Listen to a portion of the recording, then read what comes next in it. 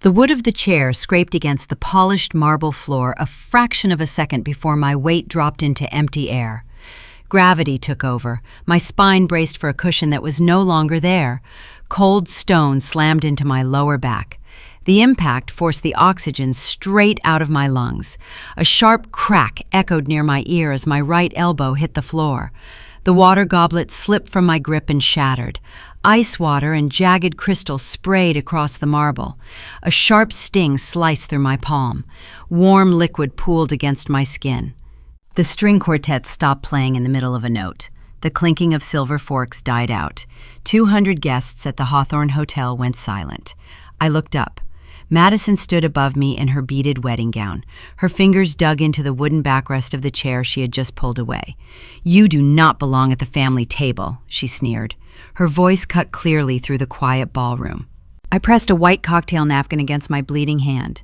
I did not scramble to my feet. I turned my head toward the man sitting in the custom wheelchair beside the empty space. My father did not look at his bride of a daughter. He lifted his left fist and brought it down on his metal tray. 3 sharp knocks. A short pause, 3 more knocks. The undeniable rhythm of rejection. A chair scraped loudly at the center of the table. Tyler pushed his seat back and stood up. The groom bypassed his groomsmen. His face looked pale and tight under the crystal chandeliers. He stepped directly between me and his new wife. "That is enough," Tyler said. His voice lacked its usual arrogant drawl. It sounded cold. He leaned toward Madison. "Do you really want me to tell everyone the truth?" The color drained from Madison's face. Her fingers let go of the chair. She knew exactly what truth he meant. Welcome to Grape Vengeance. If you have ever had to draw a hard line with a toxic relative to protect someone you love, let me know your age and your story in the comments below. The truth Tyler threatened to expose did not happen overnight. It was a trail of breadcrumbs I started following 6 weeks before the wedding. The waiting room of the Birmingham Speech Therapy Center smelled of industrial lemon cleaner and stale coffee. The air conditioning hummed in the background. I knelt on the linoleum floor to adjust the footrest on my father's wheelchair. I made sure his right leg rested securely on the pad. I checked his water bottle and counted the heart pills in his travel case. The glass doors swung open. Madison walked in 20 minutes late for the session. The heavy scent of expensive floral perfume masked the smell of the clinic. She held a cold iced latte in one hand and her phone in the other. She leaned over our father and snapped a quick picture. The camera flashed in his eyes. "Got to run to my final dress fitting," Madison announced to the room. She did not ask the therapist about his progress. She did not ask me how his morning went. Our mother patted Madison on the arm. "You go ahead, sweetheart," she said. "Enjoy your special day." The glass door shut behind her. Mom turned to me. Her smile vanished. "You should try to be happy for your sister, Bridget. She deserves this." I did not argue. Arguing with Mom always felt like talking to a brick wall. I just unlocked the brakes on the wheelchair and pushed my father into the treatment room. Later that evening, the true cost of Madison's special day sat on my kitchen table. Working as a medical billing manager meant I knew how to read insurance codes. I dragged my finger down my father's printed bank statement. A reimbursement check had been issued directly to Madison. The memo line claimed it was for bathroom accessibility equipment. My chest tightened. I reached into my bag and pulled out a contractor invoice. I had paid the deposit for that exact accessibility ramp out of my own savings 3 months ago. Madison had not spent a single dime on the house modifications. I traced the line item on the statement. It showed a charge of $4,000 linked to a merchant identification number. The sequence of numbers did not match any medical supply company in Alabama. I opened my laptop and typed the code into a vendor database. The search bar loaded. The result flashed on the screen. The code belonged to the Hawthorne Hotel. The venue had not billed the bride. It had billed our father. I took my phone out and photographed the statement. I printed a physical copy. I took a heavy binder from my desk and slid the pages into a clear plastic sleeve. The silent investigation had officially started. The fluorescent lights of the hospital billing department hummed a steady low note above my desk. Managing the financial operations for a busy Alabama medical center required a specific kind of focus. I spent my days translating complex medical procedures into standard insurance codes. I knew exactly how a legitimate paper trail should look. My job demanded precision, and I carried that same rigid attention to detail into managing my father's care. At 31 years old, my life revolved around spreadsheets at work and medical charts at home. I logged out of the hospital network and grabbed my car keys. Tuesday afternoons belonged to speech therapy. I drove across town through the thick summer heat toward the rehabilitation clinic. My father suffered a severe stroke the previous year. The damage left his mind sharp but stole his ability to form spoken words. He relied entirely on a digital tablet and a laminated communication board to interact with the world. When I pushed open the heavy door to the treatment room, he was already hard at work. The therapist sat across from him, holding up flashcards. My father stared at an image of a standard coffee mug. His weathered right hand gripped a plastic stylus. He moved the pen toward his electronic screen with intense concentration. Tiny beads of sweat gathered on his forehead. He pressed the correct icon, and the computerized voice spoke the word aloud. I smiled and took a seat in the corner. I watched him fight for every single syllable. The heavy door swung open 20 minutes into the hour-long session. The sharp scent of designer floral perfume immediately overpowered the sterile smell of alcohol wipes and clinic soap. Madison marched into the room. She wore a tailored white sundress and carried a plastic cup of iced coffee. Her engagement ring caught the fluorescent light as she waved her hand. She did not apologize to the therapist for the interruption. She did not ask my father how his exercises were going. She simply walked right into the middle of his workspace. She leaned down over his wheelchair and pressed her cheek against his temple. She held her phone out at arm's length. The camera flashed twice in rapid succession. My father blinked and flinched away from the bright light. Madison tapped her phone screen a few times and smiled at the result. She typed a quick caption and hit send. I knew the post would generate dozens of sympathetic comments from her friends congratulating her on being such a devoted daughter. She took a sip of her coffee and looked at the wall clock. "I have to run," she announced to the room.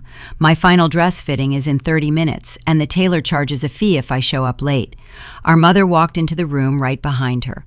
Susan carried a stack of bridal magazines under her arm. She reached out and patted Madison on the shoulder. "You go ahead, sweetheart," my mother said. "Do not worry about a thing here. We have everything handled. Enjoy your special day." Madison turned on her heel and walked out. The door clicked shut behind her. The heavy floral perfume lingered in the air long after she was gone. My father looked down at his plastic tray. He dropped the stylus. He rubbed his left hand over his eyes. The interruption had broken his concentration entirely. The therapist quietly gathered the flashcards and suggested they take a short break. I stood up from my chair and looked at my mother. "She was 20 minutes late," I said, keeping my voice low, "and she stayed for less than 3 minutes, just to take a picture. He is trying to work." My mother frowned and set her magazines down on a spare chair.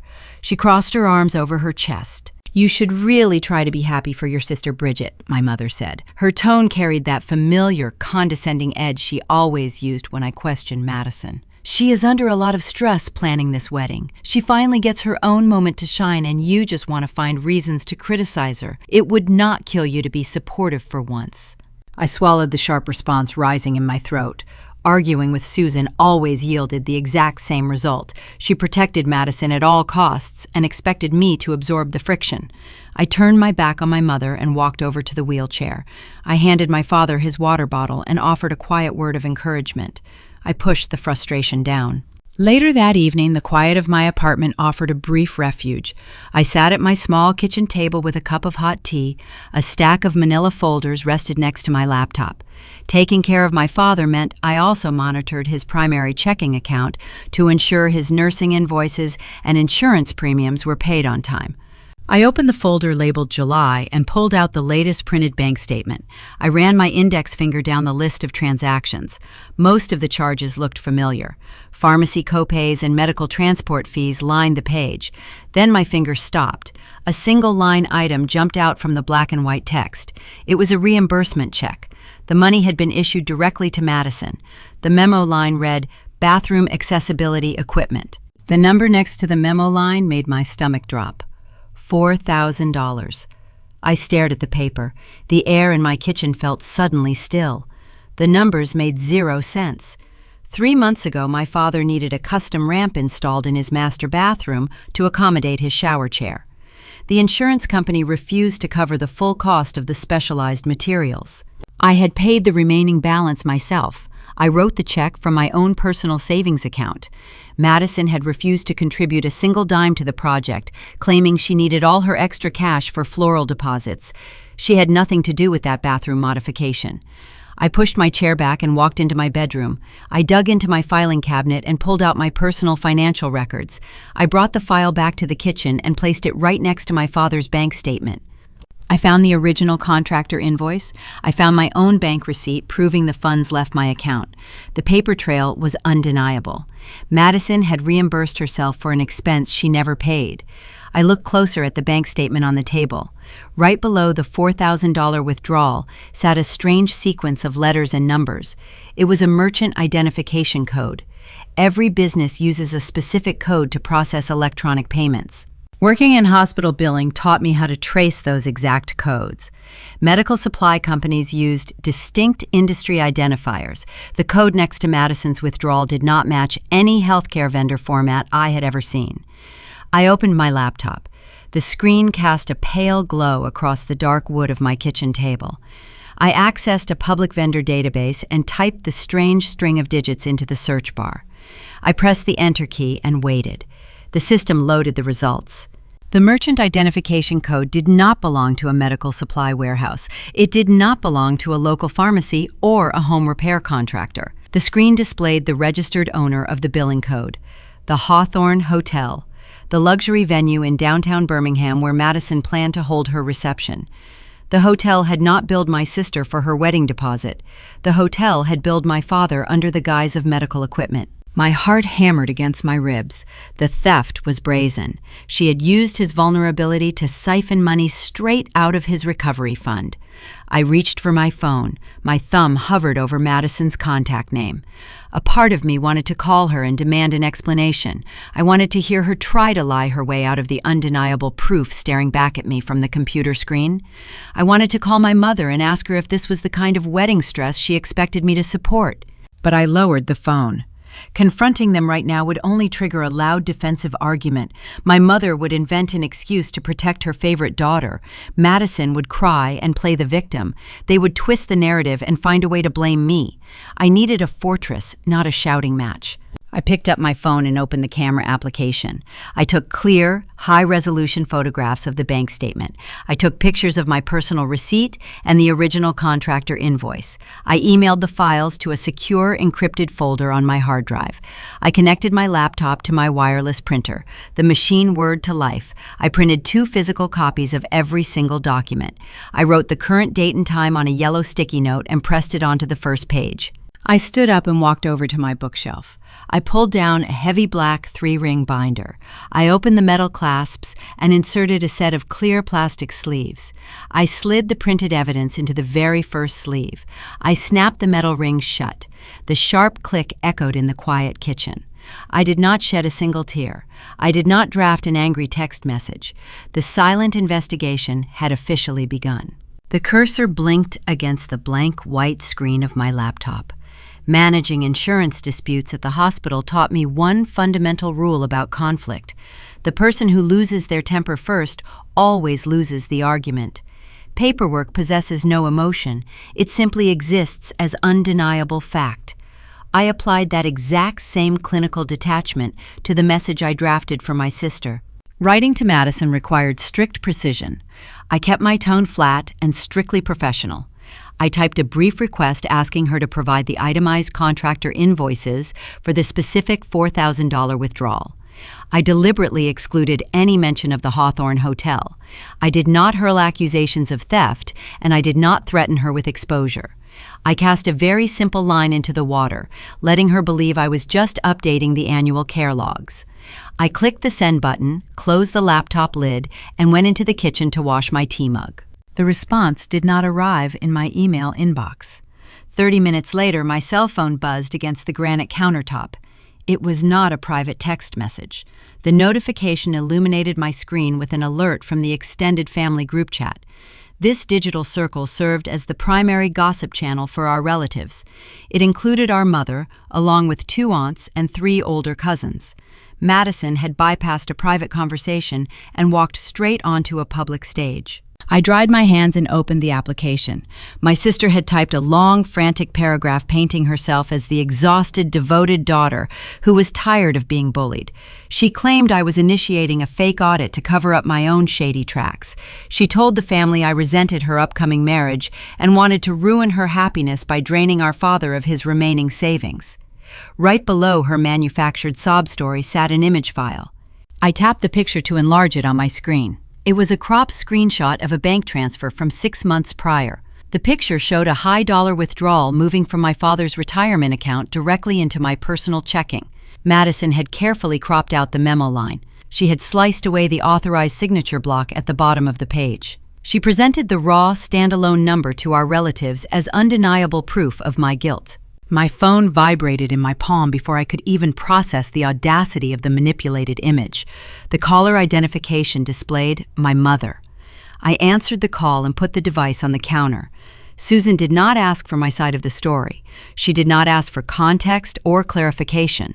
She launched right into a frantic, breathless lecture.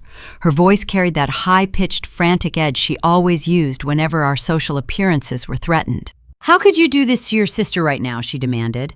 The audio crackled slightly through the speaker. "She is under so much pressure with the caterers and the florist. You know how stressed she gets." I stared at the fake screenshot glowing on my phone. My mother had raised me. She knew I worked 50 hours a week to build an honest career.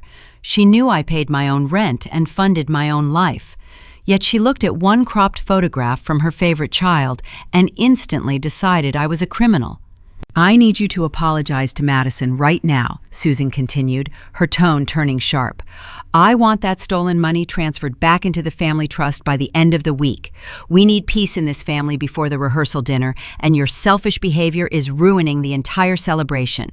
My teeth ground together. The muscles in my jaw tightened until a dull, heavy ache formed behind my ears. I placed my hands flat against the cold granite counter to keep them from shaking. I did not yell into the receiver. I did not cry or beg my mother to believe me.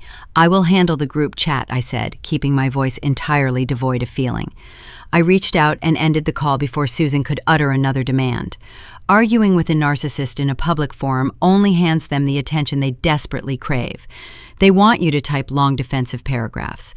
They want you to look unhinged and reactive. I refused to play her game. I walked back into the living room and opened my laptop. I accessed my secure digital archives. My personal filing system mirrored the hospital database down to the finest detail. Every financial action I took on behalf of my father carried a date, a reference tag, and a scanned receipt. I located the specific folder from 6 months ago. I found the complete, unedited bank record that matched the fake screenshot Madison had weaponized.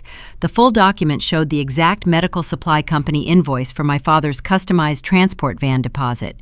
More importantly, the bottom of the unedited page displayed his clear, authorized signature, approving the exact repayment amount. I saved the raw document file to my desktop. I picked up my phone and opened the family group chat. The thread was currently filled with concerned emojis from my cousins and supportive messages from my aunts, telling Madison to stay strong. I uploaded the raw PDF file directly into the chat window. I did not add a caption. I did not write a single word of commentary. I did not demand an apology from my sister or call out her blatant manipulation. I let the unedited truth speak for itself. I pressed send and set the phone face down on the coffee table. I sat on my sofa and watched the clock on the wall. 5 minutes passed, then 10 minutes. I picked the phone back up and checked the delivery receipts.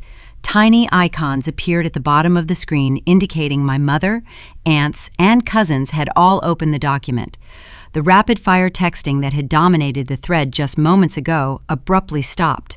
The chat went dead silent. No one typed an apology to me. No one demanded Madison explain her cropped photograph. No one asked why the bride was trying to frame her own sibling. The silence echoed through my quiet apartment, speaking volumes louder than any shouting match ever could. The undeniable proof of my innocence sat right in front of them. The evidence was irrefutable, yet family loyalty kept their mouths firmly shut. A heavy weight settled in my chest. The financial abuse was a terrible burden, but the sudden realization of my deep isolation hit much harder. My mother chose a comfortable lie over an ugly truth because holding Madison accountable would ruin the aesthetic of the wedding. My relatives preferred to look away rather than confront the thief standing in the center of the room. Madison was not just hiding stolen money. She was actively building a cage to lock me away from our father. She needed everyone to view me as a threat so she could control his environment without interference. If she could convince the family I was a thief, she could justify keeping me out of the house. I realized her next move would not happen through a computer screen or a digital chat. She would escalate this to a tangible barrier. I walked into my kitchen and packed my father's newly refilled heart medication into my purse. My next scheduled visit to the family home was just 2 days away, and I knew the digital war was about to turn into a physical lockout. The Alabama heat rolled off the asphalt in shimmering waves as I pulled into my parents' driveway. Thursday afternoons usually brought a quiet routine to my week. I shifted my car into park and grabbed the white paper bag resting on the passenger seat. Inside the crinkling paper sat 3 plastic amber bottles. Refilling my father's heart prescriptions always fell onto my shoulders. Susan hated dealing with the pharmacy lines, and she found the insurance authorizations too confusing. For years, I managed the medical logistics while Madison managed to show up for the holiday photos. I stepped out of the air-conditioned car and into the sweltering humidity. The thick summer air pressed against my skin. I walked up the familiar concrete steps toward the front porch. The red brick house looked exactly the same as it had for 2 decades. The lawn was perfectly manicured. The hanging flower baskets swayed in a weak breeze. Everything on the outside projected a flawless image of suburban peace. I reached the heavy wooden front door and raised my hand to the brass electronic keypad. My father installed the smart lock 3 years ago to make it easier for the physical therapist to enter the house. I pressed my thumb against the plastic numbers, typing in my birth year. It was the same 4-digit code I used every single week. I waited for the familiar mechanical click of the deadbolt sliding back. Instead, the keypad emitted a sharp, high-pitched beep. A tiny LED light flashed a bright warning red. I paused. I wiped a drop of sweat from my forehead. Sometimes the battery ran low or the sensor misread the input. I typed the numbers again, pressing firmly on the center of each button. Beep, red flash. The brass handle refused to turn. The door remained solid and unyielding. Standing on the baking porch, I dug my phone out of my purse. I opened the dedicated caregiver scheduling application. We used this software to track my father's daily routines. It logged his meals, his medication times, and his therapy appointments. I needed to see if the network was experiencing a glitch that somehow reset the security permissions. The screen loaded a blank white page. A small gray circle spun in the center for a few seconds. Then a standard error message popped up, blocking the interface. Account not found. My administrative profile was gone. Every shred of data linking me to his daily care had been erased. Before I could even process the blank screen, a new text message dropped down from the top of my display. The sender name read Madison. The timing of the message proved she had been watching her phone, waiting for me to trigger the door sensor. Mom and the rest of the family decided it is best if you take a step back, she wrote. Dad needs a peaceful environment. We must protect him from any unnecessary financial stress. We will handle his daily care from now on. Do not try to come inside. I stared at the glowing letters. My sister had siphoned $4,000 out of his recovery fund to pay a luxury hotel deposit, and now she possessed the sheer audacity to use the phrase financial stress as a weapon against me. She was turning her own crime into my punishment. I looked up from my phone and stared at the front window of the house. The sheer white curtains shifted slightly behind the glass. The faint, muffled sound of a daytime television game show drifted through the thick wooden door. Susan was sitting right there in the living room. My mother heard the lock reject my code. She watched my shadow on the porch. She chose to sit on the sofa and ignore me. She allowed her favorite daughter to change the digital locks on her other child simply because facing the reality of a stolen wedding deposit felt too uncomfortable. The betrayal burned hotter than the afternoon sun. A strong urge hit me to hammer my fists against the painted wood. I wanted to lean on the doorbell until the plastic cracked. I wanted to scream through the glass and demand my mother look me in the eye. But I took a slow, deep breath. Hospital management taught me that losing control only hands power to the opposition. If I threw a tantrum on the porch, Madison would record the audio. She would post the video to the group chat claiming I was unhinged and dangerous. She would use my anger to validate the very cage she was building around our father. I refused to give her the satisfaction. I held my phone steady. I took a digital screenshot of the application error showing my revoked access. I opened the text thread and took another screenshot of her smug message. I opened my digital notepad and typed out the exact time and date of the lockout. Every piece of data went straight into my secure evidence folder.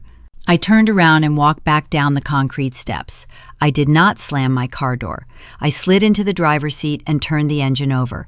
The air conditioning roared to life, blasting cool air against my flushed face.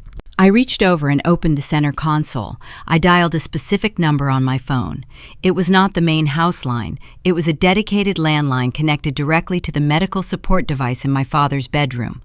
The phone featured oversized buttons and an amplified speaker system designed specifically for his limited mobility. The line rang twice. A heavy clatter echoed through the receiver as plastic met wood. He picked up. I kept my tone light and cheerful. I stripped every ounce of anger from my voice. "Hi, Dad," I said, leaning back against the headrest. "My schedule got a little tangled up this afternoon. I have your prescriptions, but I cannot make it inside right now. I am going to drop them at the pharmacy down the street for Mom to pick up later. I will see you at the clinic on Tuesday for your therapy session, okay?" The line stayed quiet for a long moment. I listened to the faint sound of his breathing over the speaker, then a rhythmic sound traveled through the wire. He tapped his knuckles against the plastic receiver twice. It was our code for yes. He understood the message. Even trapped behind a locked door in his own house, his mind remained sharp. He knew I was not abandoning him. He knew the sudden change in routine meant something was wrong, but he trusted me to handle it. I ended the call and put the car in drive. I navigated out of the quiet suburban neighborhood and merged onto the highway. The sprawling oak trees gave way to the concrete skyline of the city. The drive back to my apartment shifted my entire perspective. The manipulated group chat photo was just a distraction. The real strategy was isolation. Madison needed me out of the picture because I was the only person reviewing the bank ledgers. She knew Susan would never question a missing dollar. My sister was not merely a selfish bride looking for extra cash. She was acting as a warden. She locked the front door to keep the auditor away from the vault. If I wanted to protect the man sitting in that back bedroom, I could not fight this battle on their terms. I could not argue with locked doors or debate a mother who refused to open her eyes. I needed to stop playing defense against a family that wanted me to fail. I needed to secure my own resources. I needed to bring in neutral professionals who answered to the law instead of social appearances. I needed to build a fortress so strong that a stolen venue deposit would look like pocket change compared to the consequences racing toward her. The realization hit me before I even reached the city limits. Fighting a toxic family from inside their own territory is a guaranteed losing battle. You cannot reason with a locked door. You cannot present logical arguments to a mother who actively chooses blindness. My sister had successfully severed my physical access to the house. She expected me to spend the weekend begging for permission to see our father. She wanted me to apologize just to regain entry. I decided right then to change the entire battlefield. I spent Saturday morning sitting at my secondhand dining table. I pulled a crisp white envelope from a stack of unopened mail.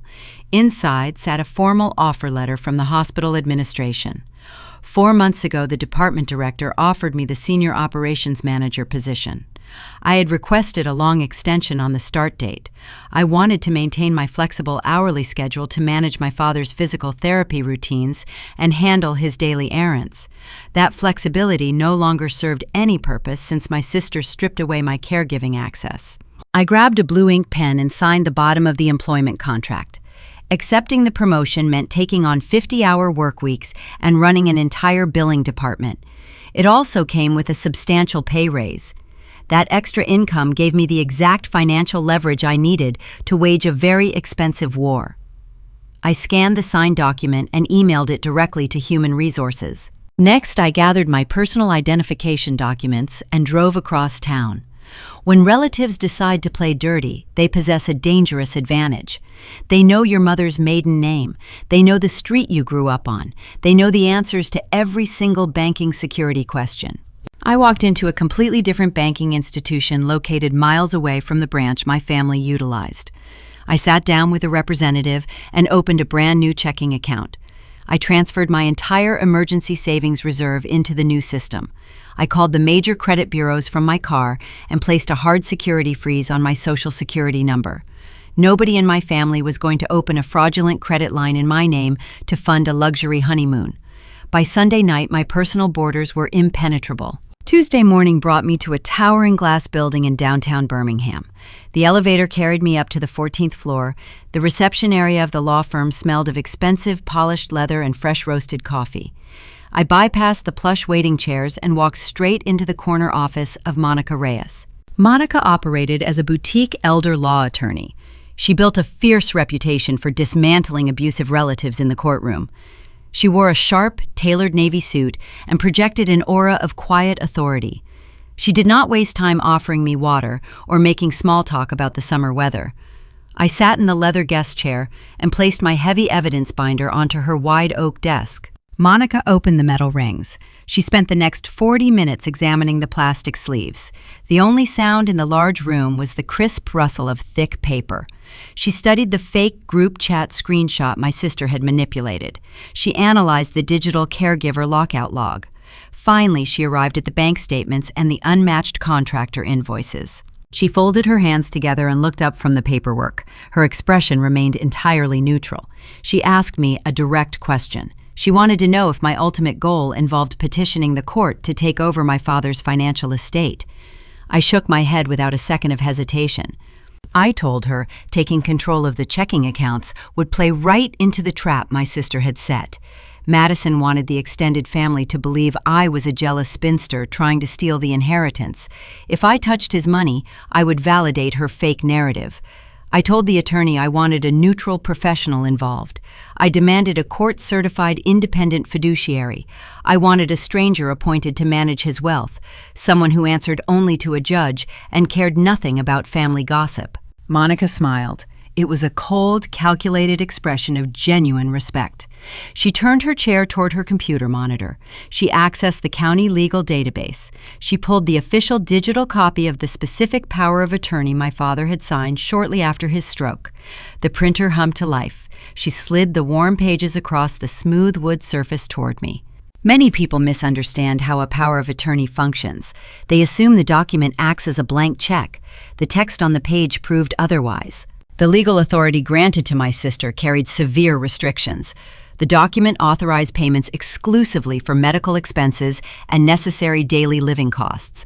It strictly forbade any large financial gifts or personal loans.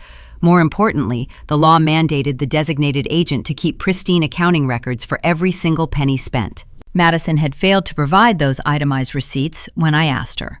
That refusal alone constituted a severe violation of her fiduciary duty.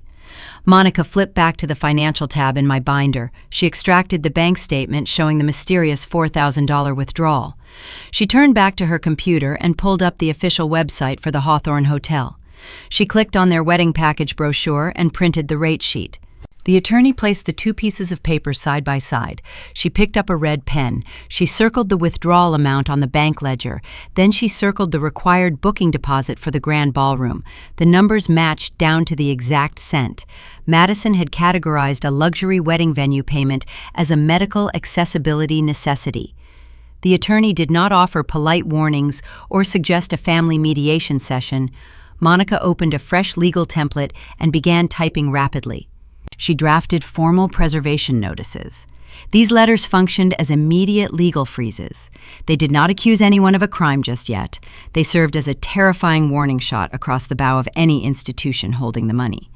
She addressed the first notice to the primary bank, demanding they lock all transaction histories and halt any pending large transfers connected to the account. She addressed the second notice directly to the management team at the Hawthorne Hotel. The venue was legally ordered to preserve all billing records, communication logs, and deposit receipts related to the wedding contract. Destroying or altering those files would now constitute tampering with evidence in an active financial exploitation investigation. Any corporate lawyer reading that notice would instantly advise the hotel to lock down the account to avoid liability. Monica slid the signature pages across the desk. I picked up a pen and signed my name on the dotted line. The legal documents went out in the afternoon courier delivery. My sister thought she had won the war by changing the code on a front door. She had no idea I had just locked down the entire financial system right under her nose. The trap was armed and ticking. The real test of our father's autonomy was rapidly approaching. Madison remained entirely oblivious to the secret clinical evaluation scheduled for later that same week. The glass door of the rehabilitation center swung open on Tuesday afternoon. I walked into the clinical hallway, carrying a fresh notebook. My father sat in the corner treatment room. His speech therapist, Sarah, reviewed a thick folder of progress reports. Sarah possessed a clinical detachment that I deeply appreciated. She did not care about our family drama. She only cared about neurological recovery. Before his stroke, Thomas ran a successful logistics company. He negotiated complex shipping contracts and managed dozens of employees. His brain processed information with ruthless efficiency.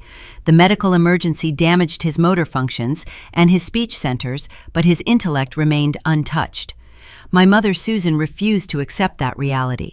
She found it much easier to treat him like a potted plant, a silent object she could occasionally water and mostly ignore. Sarah placed a digital tablet on his tray. She began the baseline cognitive evaluation.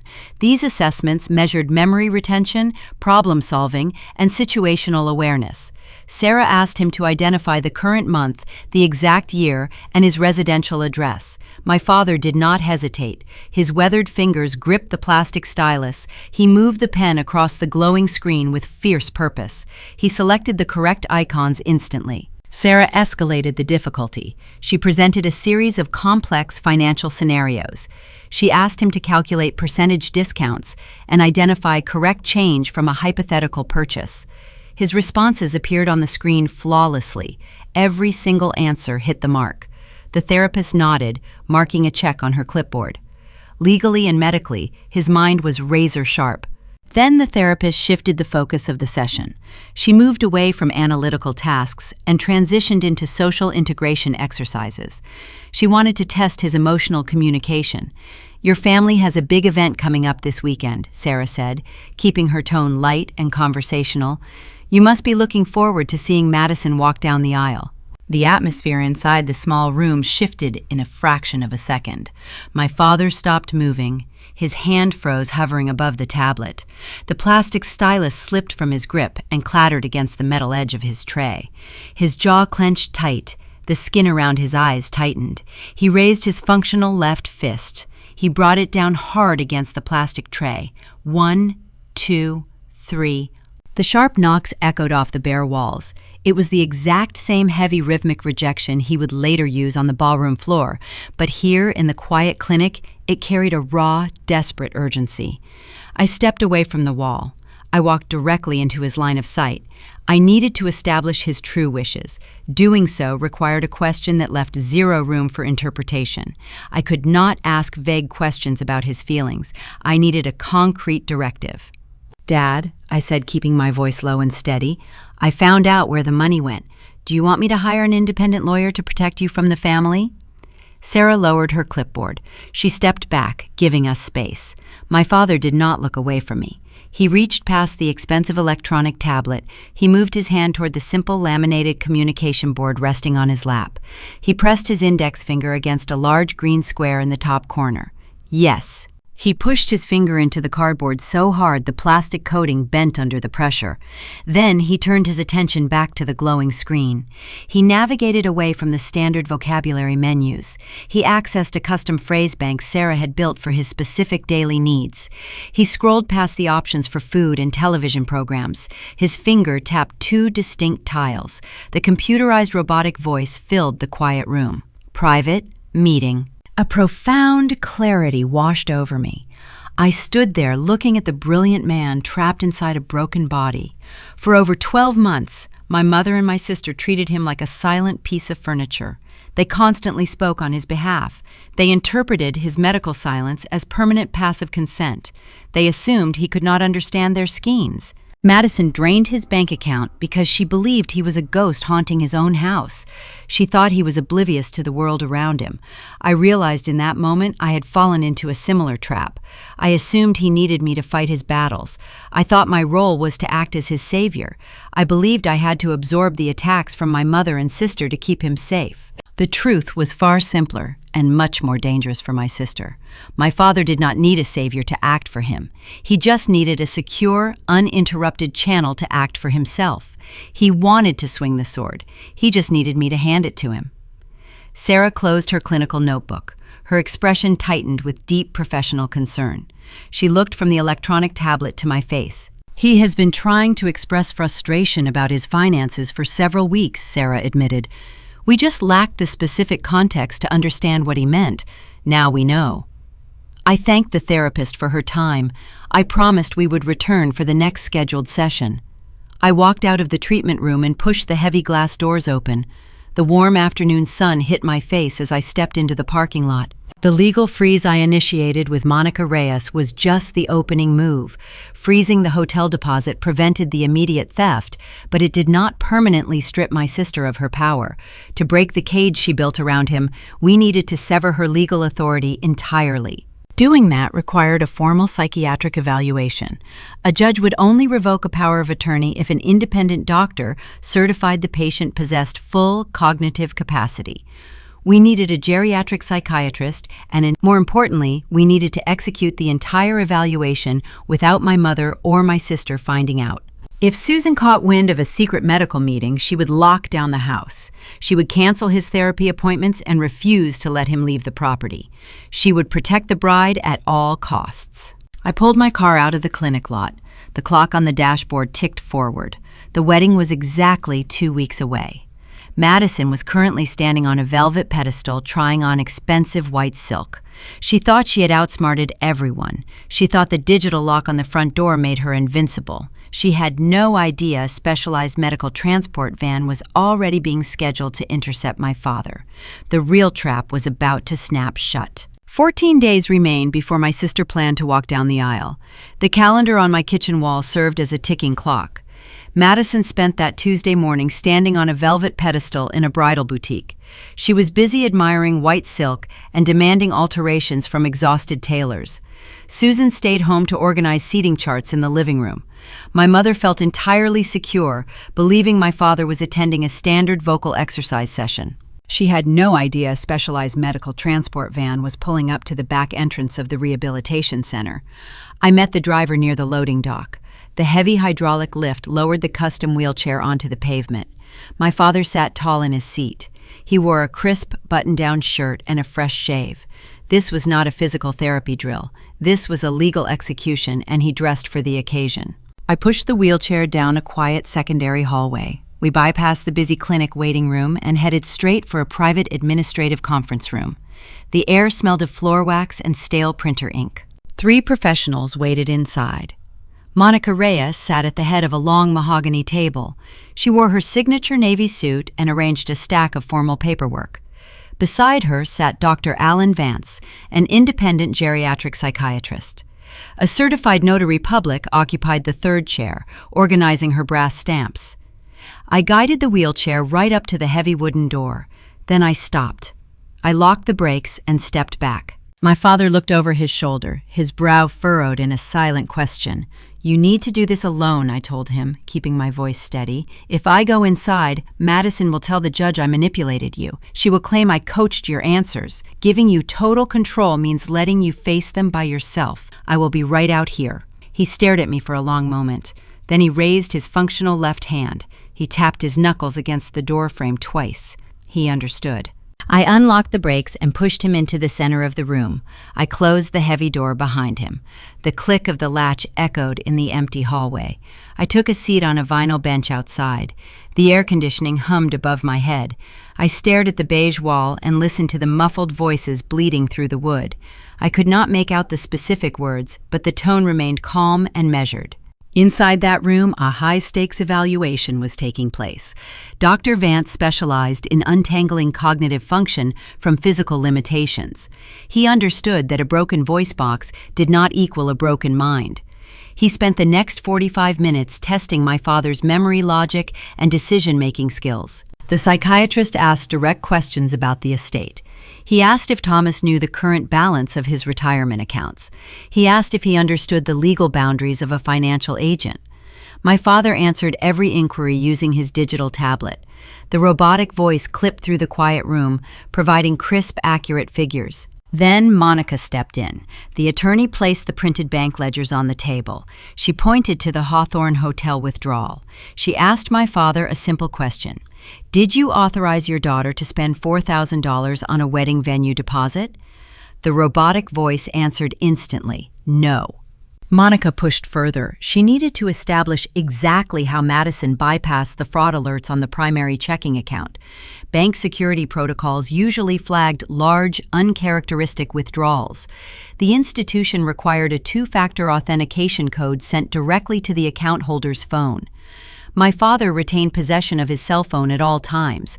Madison could not have verified the transfer without his device. The silence inside the room stretched out. Then a new sequence of words echoed through the heavy wooden door. My father slowly typed out a devastating memory. He navigated his custom phrase bank and constructed a detailed timeline. 3 months ago, Madison came into his bedroom. She held her smartphone and wore a panicked expression. She told him the contractor building his custom bathroom ramp needed an immediate authorization code to release the building materials. She claimed the supplier sent a 6-digit security pin to his phone.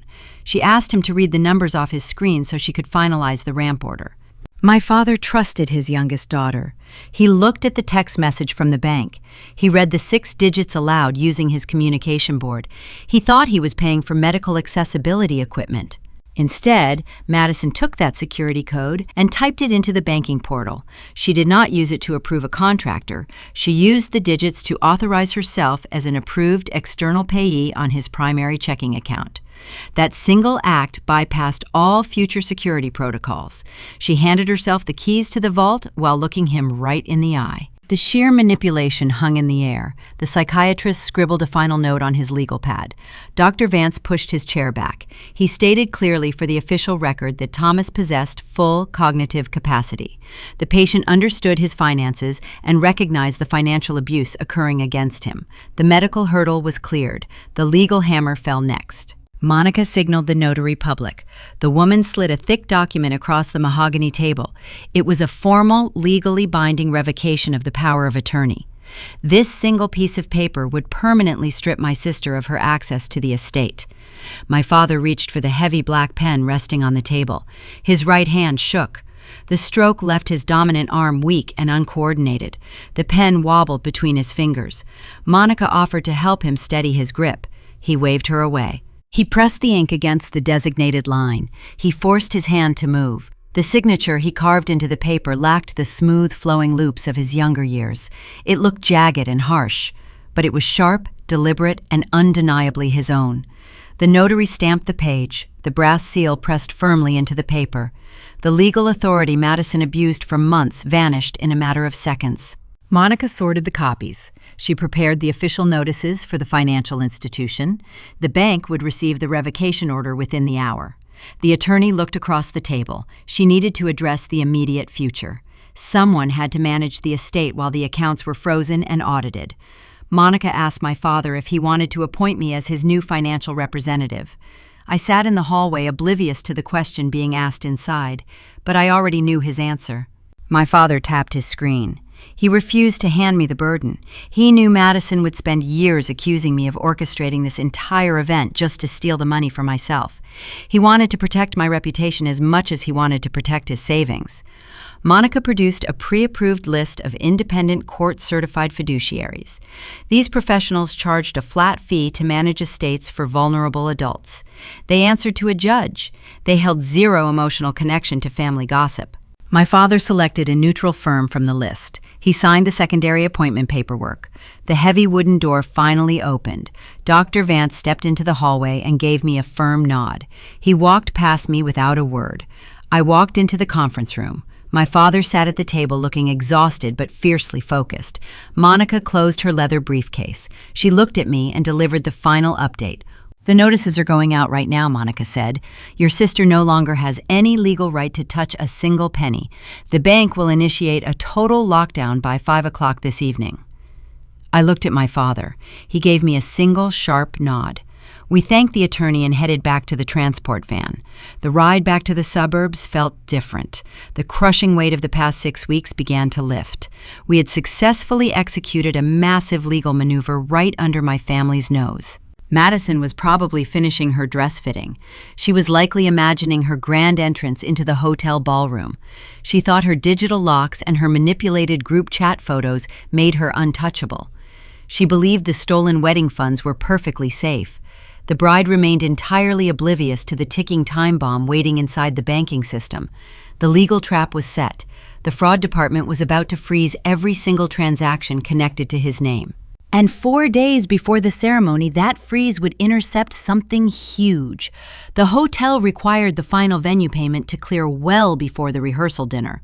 Madison had already scheduled the electronic transfer. She expected the stolen money to glide seamlessly into the vendor account. Instead, the bank was about to reverse the transaction. A financial collision was racing toward my sister, and she had no idea the impact was only days away. The legal notices struck the financial institution with the force of a quiet earthquake. Monica Reyes ensured her courier delivered the signed revocation documents directly to the corporate headquarters of the bank. The impact was immediate and uncompromising.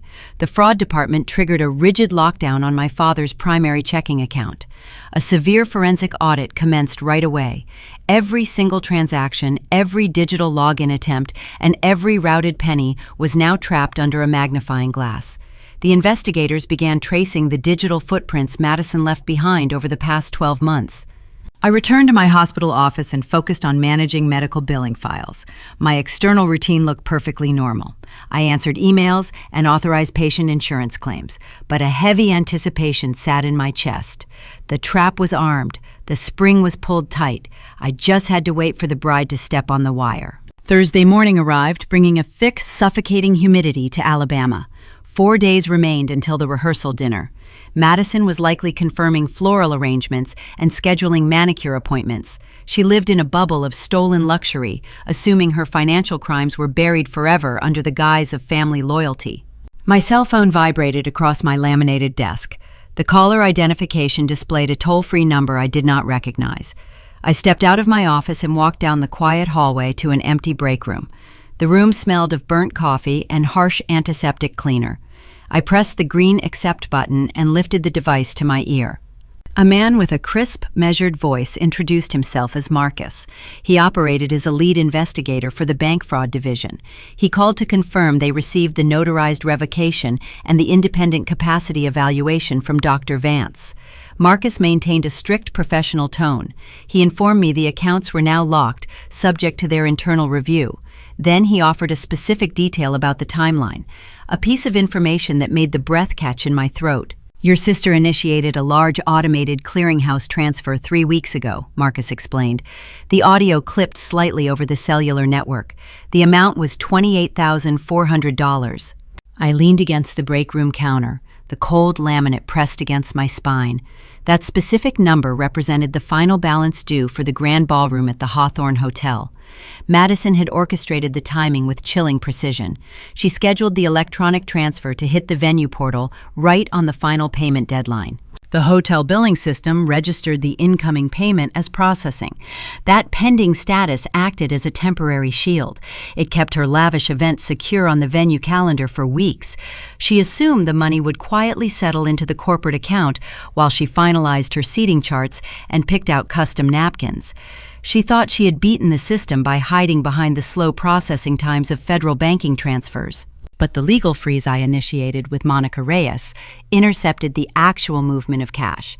When my father signed the official revocation, he stripped away her legal authority to move his wealth. Because the authorization vanished, the bank halted the transfer right before it cleared the final hurdle. They actively reversed the transaction. The electronic check officially bounced. The funds snapped back into the frozen account, leaving the hotel holding an empty promise. "The venue is receiving the automated notification of the return payment this morning," Marcus said. His tone carried the grim reality of a seasoned investigator. "If this review confirms what we suspect, the event coordinators are about to learn the final balance was never truly settled." I thanked the investigator for his diligence and ended the call. The reality of the situation washed over me. The financial charade was collapsing in real time. The hotel would demand an immediate alternative payment to keep the doors open. Madison did not have $28,000 in her personal savings. She had spent the last year draining my father's recovery fund to finance a lifestyle she could never afford on her own.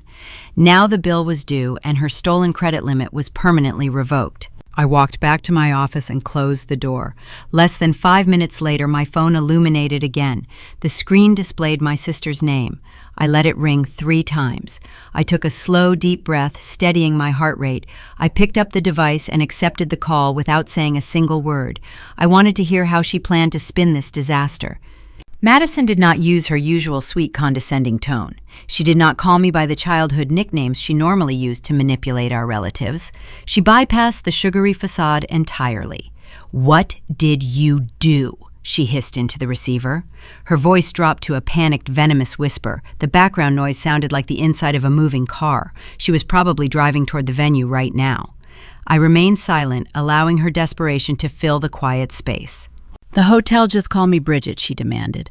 Her breathing sounded shallow and fast. "They said the final payment bounced. They said the bank froze the routing number. You need to call the fraud department right this second and withdraw your ridiculous complaint. Tell them it was a mistake." My knuckles turned white around the phone casing. She still believed she could order me around. She thought she could bully her way out of a federal banking investigation just by raising her voice.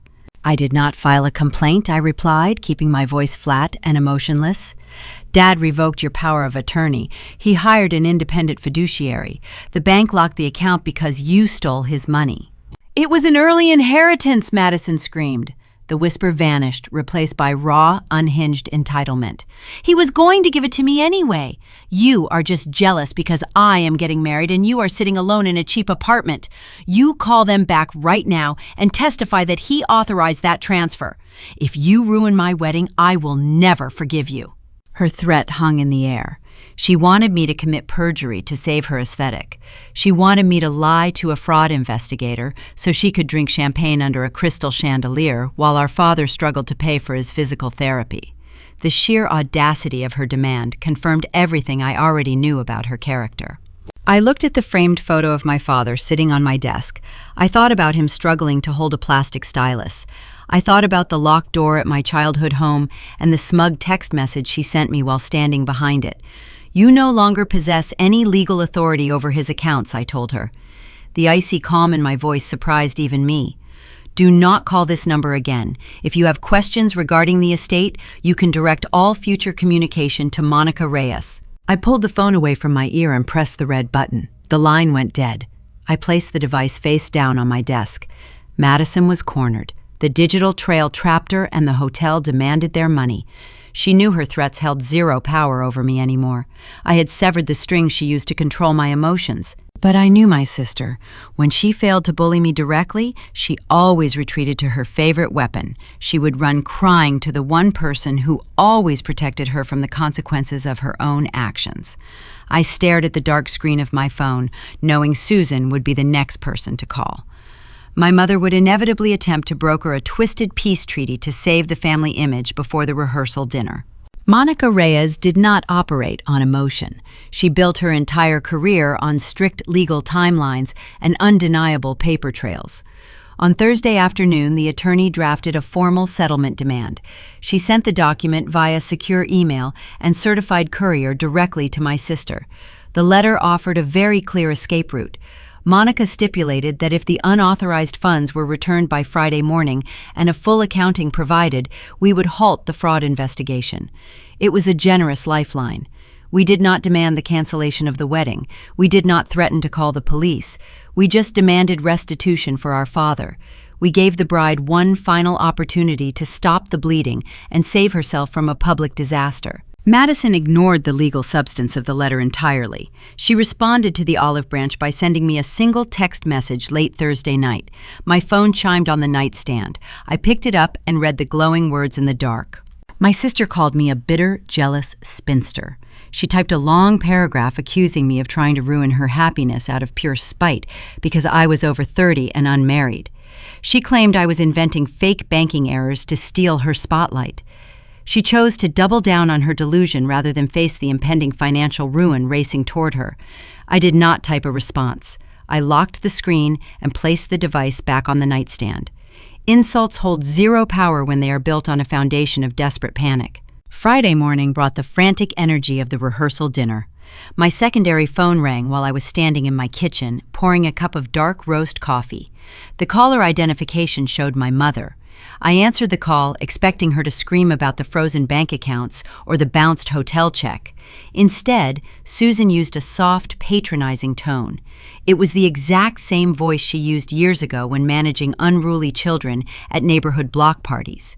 Susan offered a highly conditional and deeply insulting peace treaty. She started the conversation by casually admitting she knew there was a misunderstanding regarding the venue deposit. Hearing her minimize a felony embezzlement charge into a simple misunderstanding made my stomach churn. She knew Madison stole the money. She knew the hotel payment had bounced. She just did not care about the ethics of the situation. Susan cared strictly about the photographer, the expensive caterer, and the social optics of a flawless weekend. She demanded I stop ruining the aesthetic of the wedding. My mother laid out her strict rules for my attendance. She told me I was permitted to attend the ceremony on Saturday. Permitted. The word hung in the air like a heavy stone. She clarified that her invitation was not an apology. She only wanted me in the building because my father was currently staging a silent protest in his back bedroom. Thomas stubbornly refused to let the hired tailor put his formal tuxedo jacket on him. He sat in his wheelchair with his arms crossed, pointing his functional hand at the bedroom door. He refused to cooperate with the groomsmen unless I was present for the family portraits. His refusal threatened to ruin the cohesive bridal album Susan had spent months planning. Susan explicitly warned me not to cause a scene. She dictated my exact movements for the reception. I was forbidden from standing near the head table during the toasts. She assigned my designated seat to a tiny overflow table located right next to the swinging kitchen doors. She wanted me hidden away with the venue staff, the dirty dishes, and the spare floral arrangements. I was expected to show up, smile for the camera to appease my father, and then vanish into the shadows so the bride could shine under the crystal chandeliers. I stood in my kitchen listening to the woman who raised me prioritize a party over my father's financial survival. My grip tightened around the ceramic handle of my coffee mug. I opened my mouth to decline her miserable invitation. I was ready to tell Susan to enjoy her fake celebration without me. I wanted to stay in my quiet apartment, far away from their toxic charade. I did not want to watch my sister parade around in a white dress funded by elder abuse. Before I could speak the words, a notification pinged against my ear. A picture message arrived from my Aunt Nancy. I pulled the phone away from my face and opened the image. Aunt Nancy was my father's older sister. She was one of the few relatives who actually paid attention to the man in the wheelchair, instead of treating him like a prop. The photograph showed my father sitting in his room. He wore his crisp white undershirt. His expensive black tuxedo jacket hung ignored on the closet door handle. He was pointing his index finger directly at his electronic communication board. The glowing screen displayed two simple sentences: "Please come, sit with me." Aunt Nancy followed up the image with a quick text message. She promised to stand by his side and guard his communication device from anyone who might try to take it away. She knew Madison and Susan were trying to silence him. That single image shifted my entire perspective. The anger burning in my chest cooled into a solid, immovable resolve. I realized staying home was exactly what Madison wanted. She wanted me to hide in my apartment. She wanted the extended family to assume I was too ashamed to show my face. If I stayed away, I would hand her the ultimate victory. I would abandon my father to a room full of people who viewed him as a convenient ATM machine. I told Susan I would be there. I hung up the phone before she could issue another insulting demand. I walked into my bedroom and looked at the simple navy dress hanging in my closet. I was not going to hide by the kitchen doors. I was going to walk straight into the center of that grand ballroom. I was not going to let my family parade a stolen aesthetic in front of 200 guests without facing the person they tried to destroy. I would stand beside the only man in that family who possessed any real integrity. I placed my blue apartment key into my formal clutch. That small piece of metal felt like a physical anchor. It reminded me that I had built a safe fortress to return to entirely out of their reach. I did not need their approval, and I did not fear their judgment. The financial charade was already cracking under the weight of the reversed banking transfer. Madison thought she had silenced me, but she forgot about the one person who stood to lose the most in this disaster. The groom was a proud man who cared deeply about his public reputation. Tyler was currently holding the bag for a luxury venue that required immediate payment. His credit card was on file for the incidental damages, and his patience was about to expire. I knew the final collapse would not start with my sister. It would start with him. The morning of the wedding arrived with a thick, suffocating heat that promised a brutal Alabama afternoon. Sunlight filtered through the horizontal blinds of my apartment, casting sharp shadows across the hardwood floor.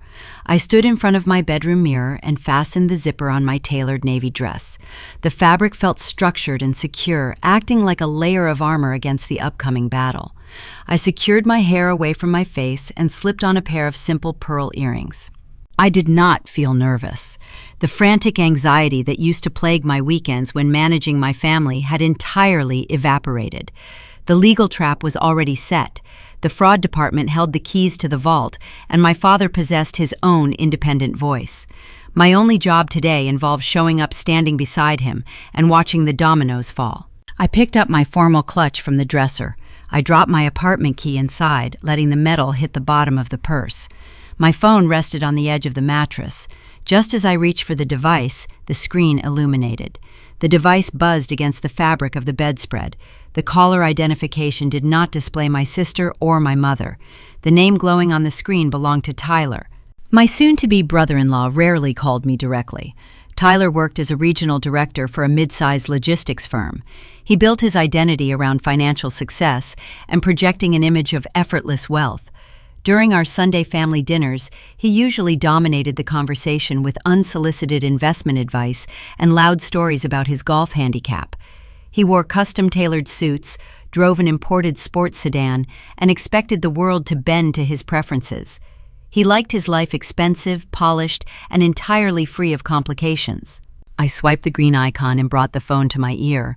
I did not offer a polite greeting. "Bridget," he said. His voice lacked its signature arrogant drawl. The confident boom he used to command a room was entirely gone. He sounded breathless, tight, and strained. "What is going on?" he demanded. The background noise over the speaker featured the sharp rustle of garment bags and the muffled voices of groomsmen. "I am looking at an urgent email thread from the Hawthorne venue coordinator.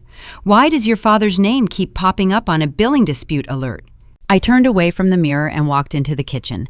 Tyler was a smart man when it came to corporate contracts. He knew how to read a financial ledger. He possessed full access to the private wedding planning portal since his name sat on the primary liability contract. The hotel management clearly forwarded the automated bounce notification straight to his inbox. "Ask your bride," I replied. My tone remained cool and measured. She manages her own event finances. A heavy sigh crackled through the cellular connection. Tyler stepped away from the background noise, seeking a quiet corner of his hotel suite. "Listen to me, Bridget," he pleaded, dropping his voice to a harsh whisper. "I do not care about whatever petty disagreement you and Madison are having right now.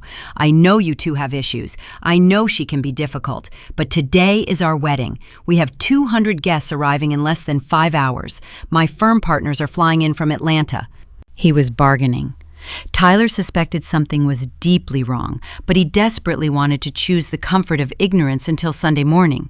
He wanted me to sweep the crisis under the rug to protect his social standing in front of his corporate colleagues.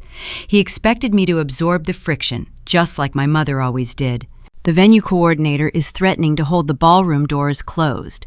Tyler continued his breathing, turning shallow.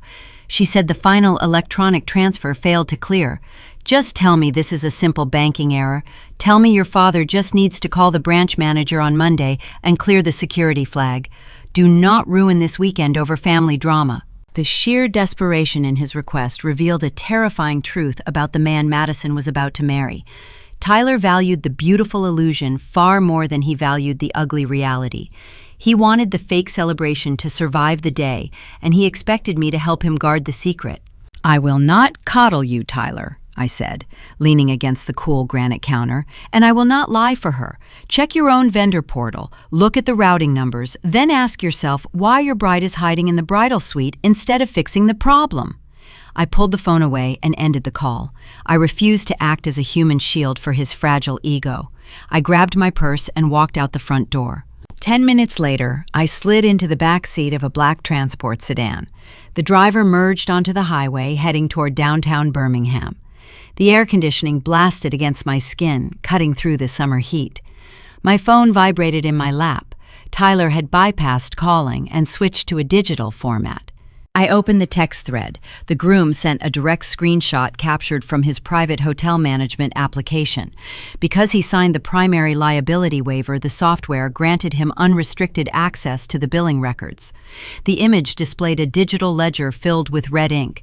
A thick warning banner stretched across the top of the screen reading, "Declined transcription." Below the banner, a massive outstanding balance of $28,400 sat unpaid. The most damning piece of evidence sat right in the center of the screenshot.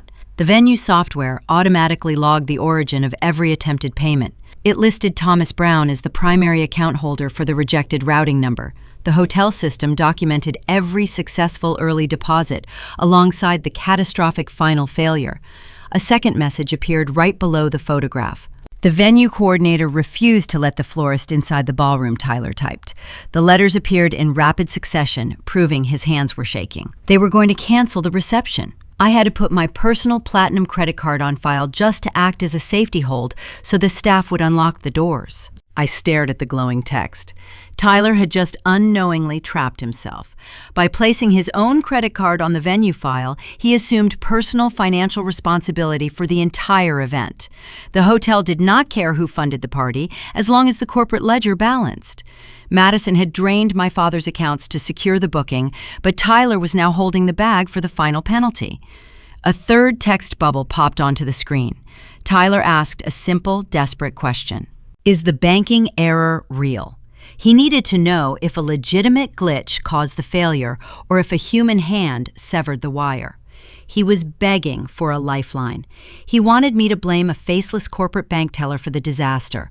I rested my thumbs over the digital keyboard. I owed this man nothing but the cold, hard truth. "Yes," I typed back. "The error is real. The bank froze the account due to fraud, and she has known about it for 6 weeks. The 3 gray dots of a typing indicator hovered on my screen. They danced for a long, agonizing minute. Tyler was standing in a luxury suite surrounded by expensive tuxedos, realizing the woman down the hall had orchestrated a massive financial crime. He was processing the fact that his beautiful bride had utilized her own father's medical tragedy to fund a party she could never afford. The gray dots vanished. A final message arrived, sealing the fate of the entire weekend. "Madison told me your father gave us the money as a generous gift," Tyler wrote. "The hotel manager just pulled me into his office. He told me the payment bounced because the bank revoked the authorization. The charade was officially over. The groom now possessed the undeniable proof. He knew his bride was a thief. He knew the aesthetic was stolen. He knew every single flower arrangement and silver serving tray represented hours of physical therapy my father would never receive." I locked my phone screen and looked out the tinted window of the sedan. The city skyline loomed ahead. The car turned onto the main avenue and pulled up to the grand entrance of the Hawthorne Hotel. Valet attendants in crisp uniforms rushed to open the doors. The wedding was no longer a celebration. It was a financial crime scene waiting for a spark. I adjusted the strap of my purse, grabbed the door handle, and stepped out onto the pavement.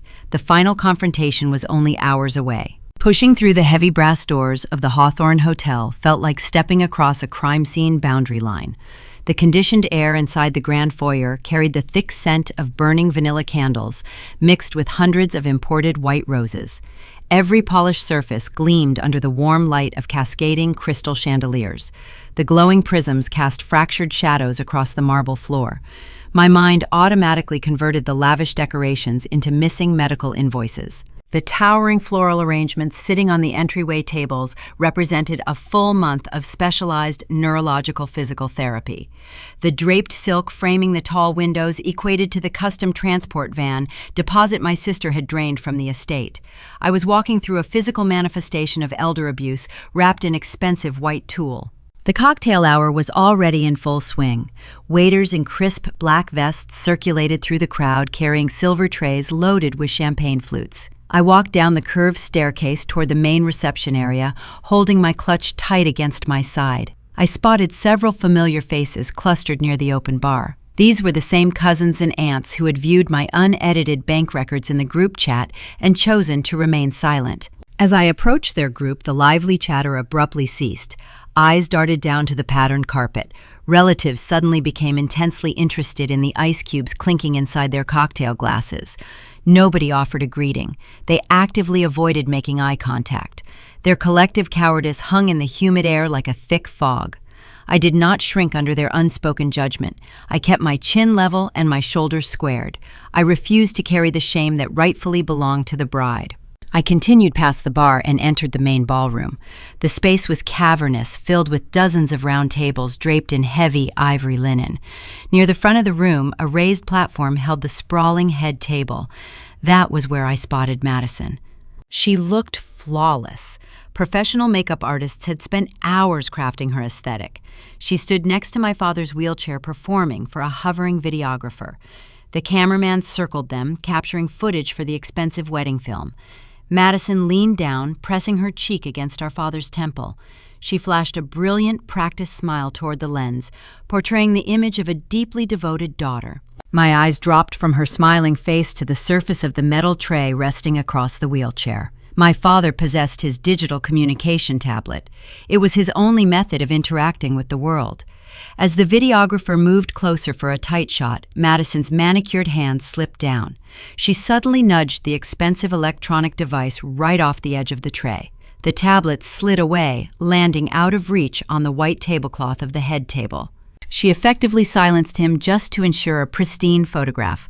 Thomas could not object. He could not type a protest. He sat there trapped in his own body, while the thief used him as a silent prop. My blood ran cold. I started walking toward the platform to retrieve the device. A sharp grip clamped around my left wrist before I could cross the dance floor. Fingernails dug deep into my skin through the fabric of my sleeve. I turned my head. My mother stood next to me. Susan wore a shimmering silver gown that reflected the venue lighting. Her hair was swept up into an elaborate twist, but her face betrayed the mounting panic underneath the cosmetics.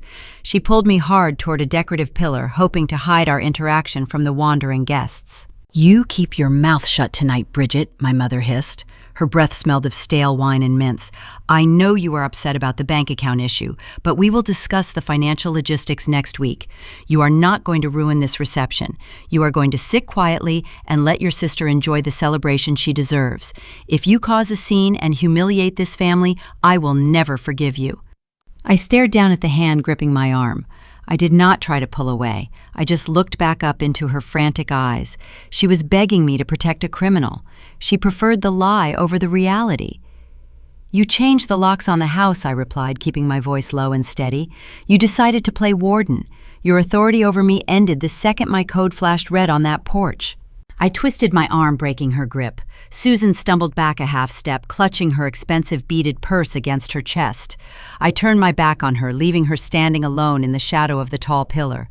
I scanned the room for my assigned exile near the kitchen doors, but another figure intercepted my path.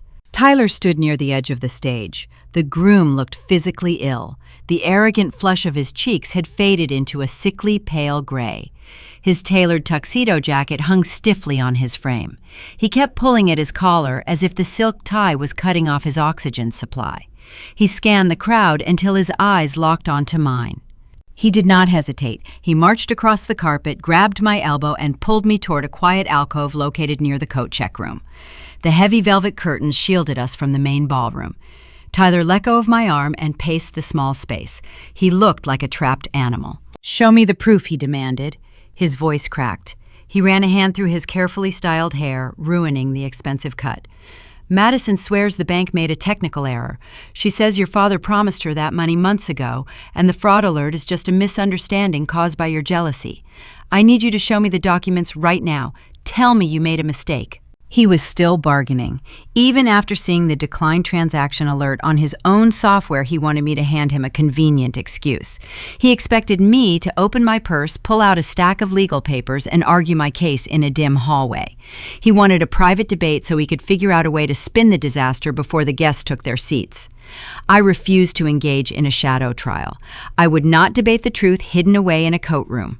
"I am not going to argue with you, Tyler," I said. My tone remained entirely flat. "I did not bring a binder full of receipts to a wedding. I do not have to prove anything to you in this alcove." His shoulders slumped. Panic flared in his eyes. "Then how do I know who is telling the truth?" he asked. His voice carried a raw, desperate edge. "I have $28,000 riding on my personal credit card. If she stole it, I am ruined." "The solution is incredibly simple," I told him, stepping out of the shadows. "The account holder is sitting right out there on the platform. The man whose signature is required for a legal gift is currently trapped next to your bride. You do not need my paperwork. Go ask Thomas directly." Tyler stared at me, his jaw clamped shut.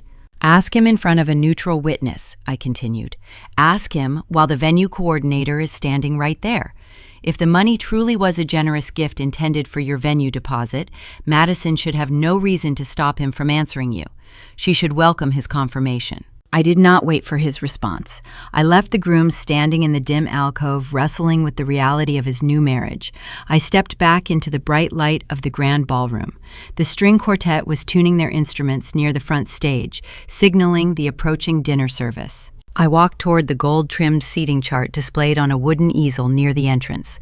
I located my name written in swirling calligraphy. Just as Susan promised, my assigned seat was located at table 42. It was a tiny overflow round tucked directly adjacent to the swinging metal doors of the catering kitchen. The sharp scent of industrial dish soap and roasted meat drifted through the cracks. It was the furthest possible point from the head table. My mother intended to bury me in the back of the room, where my presence could not distract the photographer. I accepted the placement. I had no desire to force myself into a space where I was despised. I began navigating the maze of chairs, walking toward my designated exile. I kept my eyes focused on the dull metal of the kitchen entrance. But across the sprawling room, the guest of honor was watching my path. Thomas tracked my movement away from the family section. He saw Susan glaring at me. He saw Madison repositioning herself for another photo. The old man realized exactly what they were trying to do. They were trying to erase me from the narrative, just like they tried to erase his financial autonomy. I reached the back of the room and pulled out my assigned chair. I prepared to sit down and watch the evening unfold from a distance. My father had a different plan. I reached the back of the ballroom and pulled out my assigned seat at table 42. The swinging metal doors of the catering kitchen fluttered open behind me. A waiter rushed past, carrying a silver tray stacked high with empty champagne flutes. The harsh smell of industrial dish soap drifted out from the prep area, washing away the scent of the expensive floral centerpieces.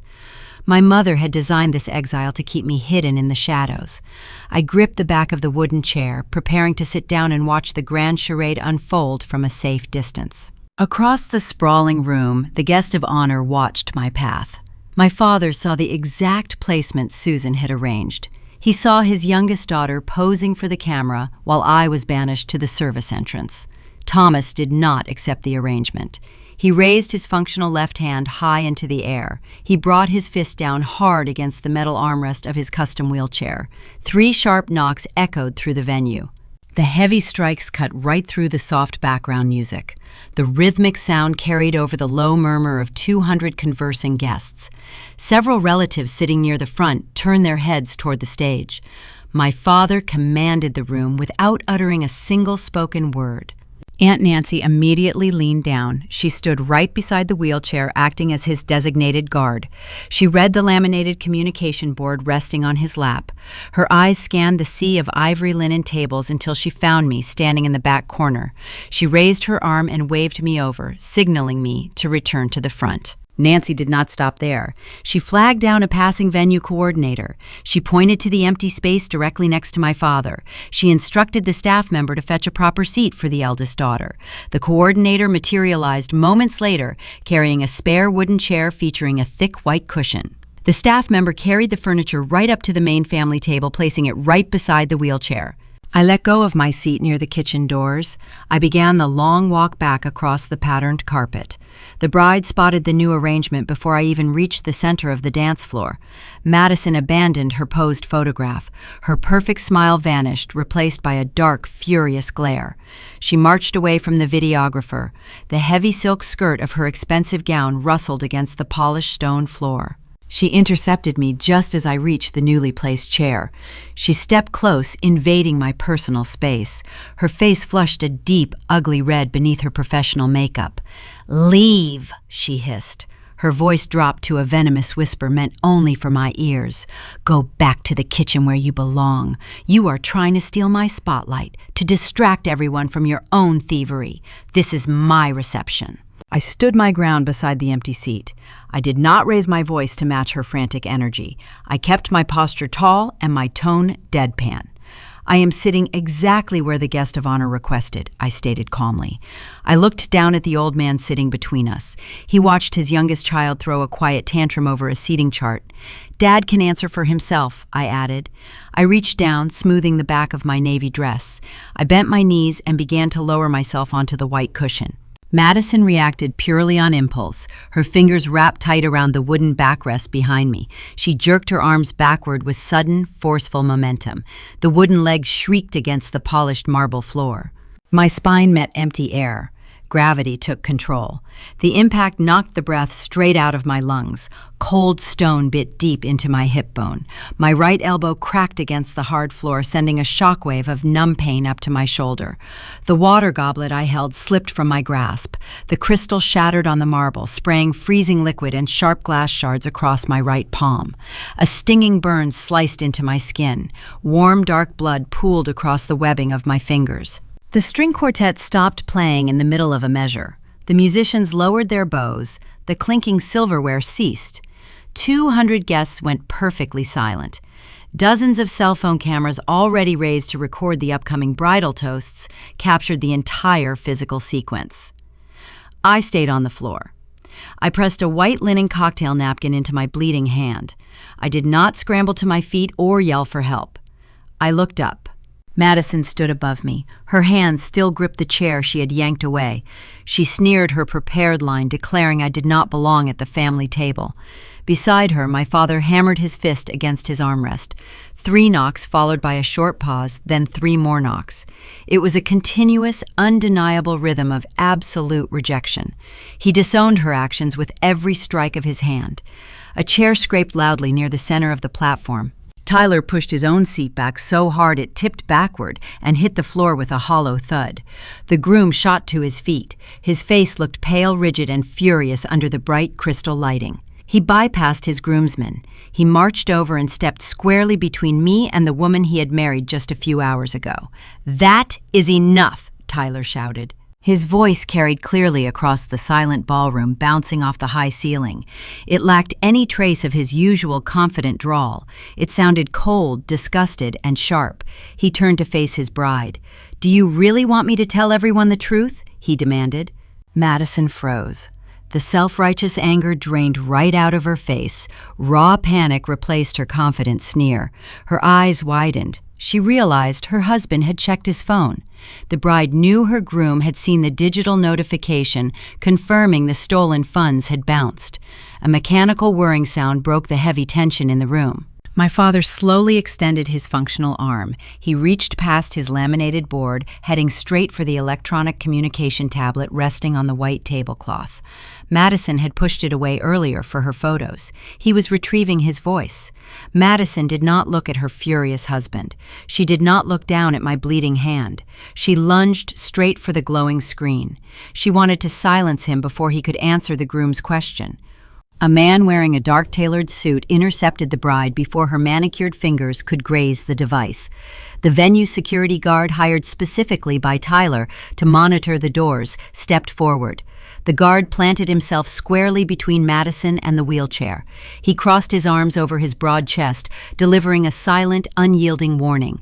He was not going to let her touch the disabled man. Aunt Nancy darted forward. She snatched the digital tablet from the table and placed it directly onto my father's lap.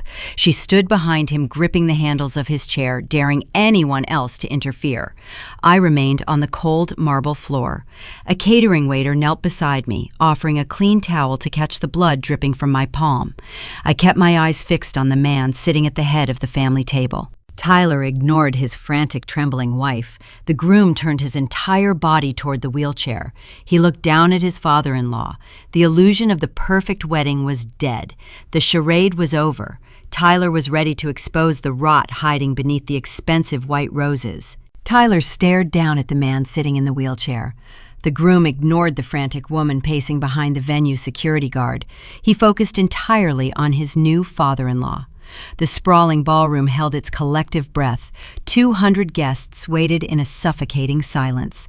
Even the catering staff stopped moving near the kitchen doors. The scent of burning vanilla candles suddenly felt heavy and overwhelming. "Did you agree to pay for this wedding?" Tyler asked. His voice echoed off the high-painted ceiling. My father lifted his left hand. His knuckles struck the metal armrest. 1, 2, 3. The sharp, percussive sounds cut through the thick tension. He gripped his plastic stylus. His weathered fingers shook slightly from the adrenaline, but he pressed the fine tip firmly against the glowing screen of his digital tablet. A robotic, computerized voice filled the quiet space. "No." That single syllable landed like a physical blow. The grand illusion shattered instantly. The stolen aesthetic crumbled under the weight of a two-letter word. Madison lost her mind. Her face contorted into a mask of sudden terror. The practiced bridal smile vanished, leaving behind raw panic. She pointed a trembling, manicured finger down at me while I remained kneeling on the cold marble floor. "She trained him," Madison shrieked. Her voice pitched into a shrill, hysterical register. "Bridget trained a brain-damaged man like a circus animal. She spent months coaching him to ruin my special day because she is jealous of my life. He does not even know what he is saying." Her cruelty knew no boundaries. She insulted his intelligence in front of our entire extended family just to save her own skin. She weaponized his medical emergency, hoping the crowd would believe a health tragedy over the truth. I did not argue with her. I did not raise my voice to defend his honor. Arguing with a cornered liar only gives them room to spin new fabrications. I reached into the small, formal clutch resting near my knee. My uninjured left hand bypassed my apartment keys and found 2 folded pieces of thick, premium paper. I pulled them out. I held the documents up toward the groom. Tyler stepped forward, leaving the raised platform area. He leaned down and took the folded pages from my hand. The first sheet was the independent medical evaluation. The text clearly outlined the clinical findings of Dr. Vance. It confirmed my father possessed total cognitive capacity and understood every detail of his financial estate. The second page carried a heavy brass seal. It was the official, notarized revocation of the power of attorney.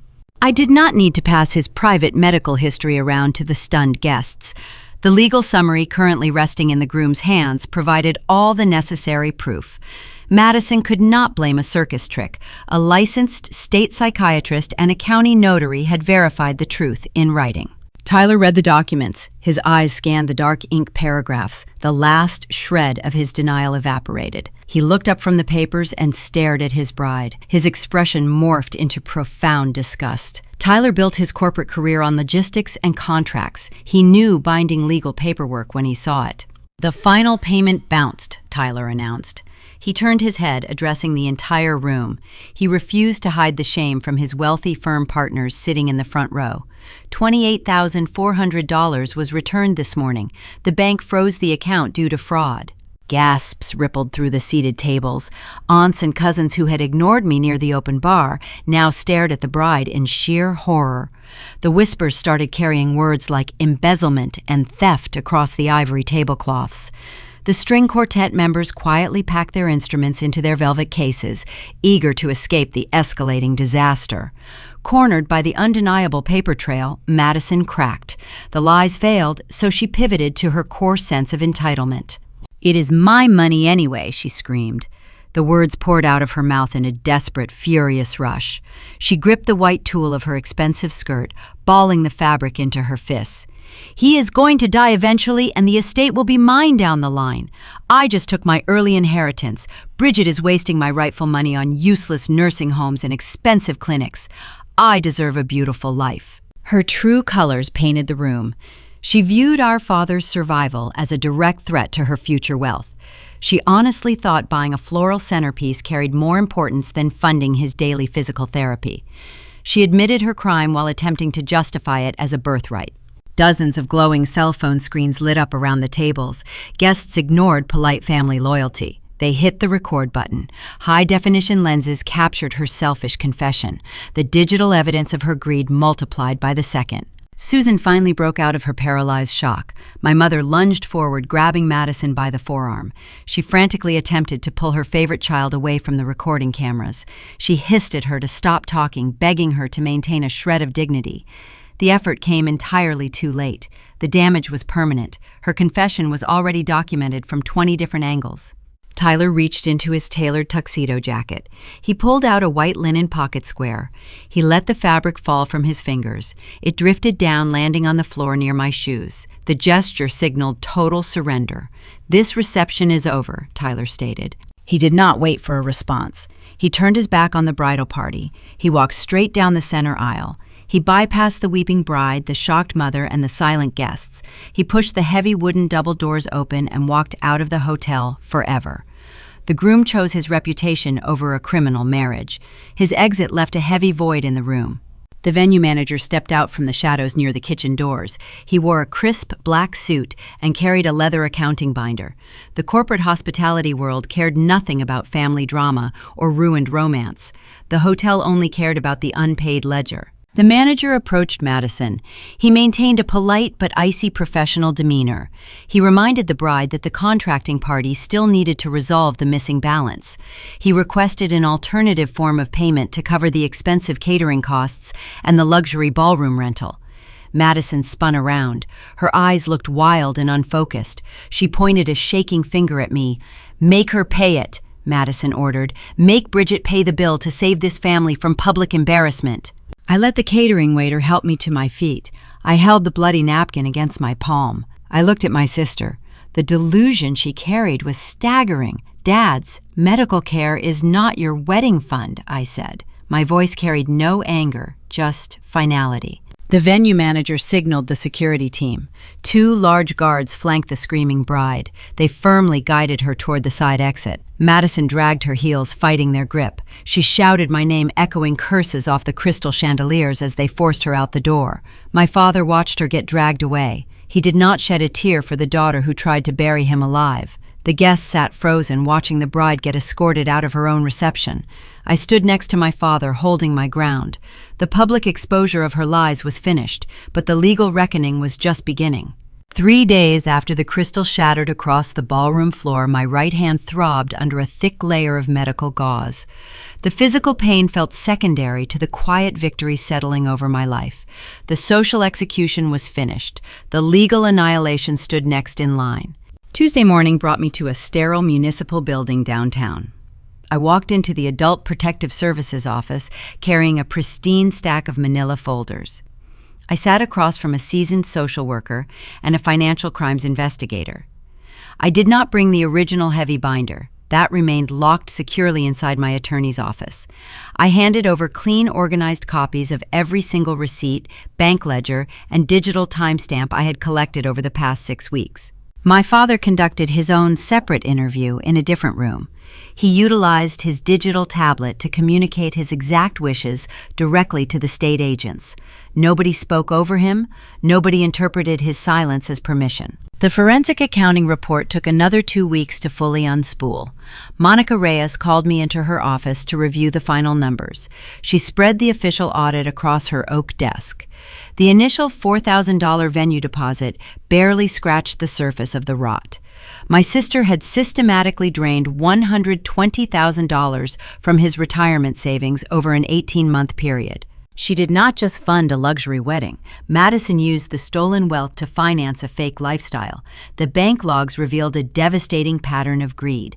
She paid off her high-interest personal credit cards. She booked weekend resort vacations. She purchased expensive designer clothing to wear to her country club brunches. She treated a stroke victim's medical fund like a limitless personal ATM. But the most chilling detail hid deep inside the transaction notes. Madison possessed a predatory instinct. She knew family members eventually look at banking statements. To protect herself, she intentionally altered the digital memo fields on dozens of the largest transfers. She manually typed caregiver reimbursement into the banking software, linking those specific words to my name. She spent over a year carefully building a fake paper trail designed to frame me for her crimes. She wanted the authorities to arrest me if the missing funds were ever discovered. Her trap would have worked flawlessly if we relied solely on standard bank statements. Fortunately, corporate banking security protocols operate on a much deeper level.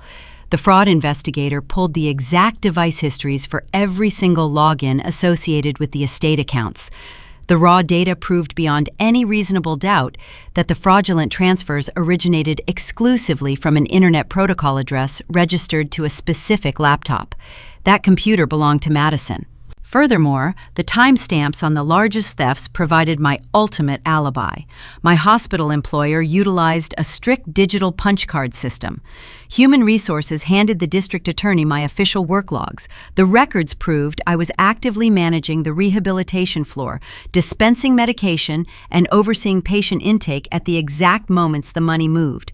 I could not rob a bank account from a computer located 10 miles away while standing in front of hospital security cameras. Madison dug her own grave, but she hammered the final nail into the coffin on the night of her ruined reception. The digital security logs revealed 3 frantic login attempts made from her cell phone late Saturday night. While sitting in a hotel room, wearing a ruined wedding dress, the bride tried to breach the frozen accounts.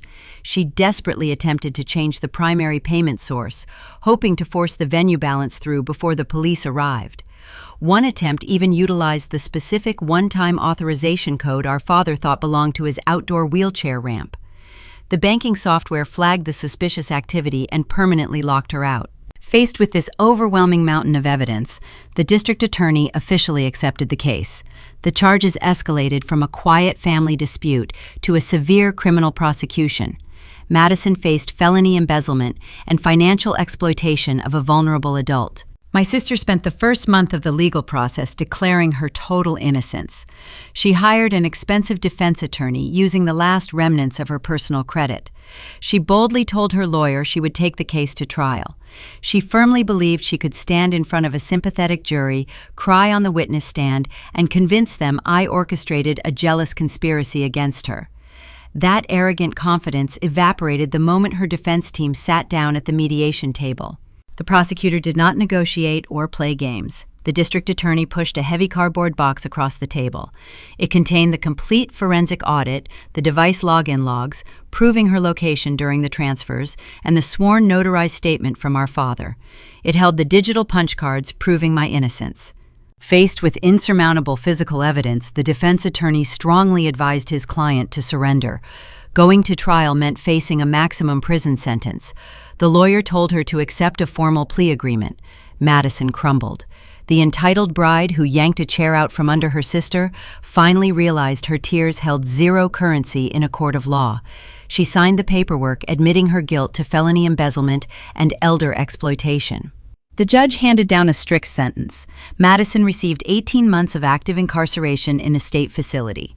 The prison term would be followed by a long period of supervised probation. But the true punishment arrived through the mandatory financial restitution plan. The court ordered her to repay every single stolen dollar.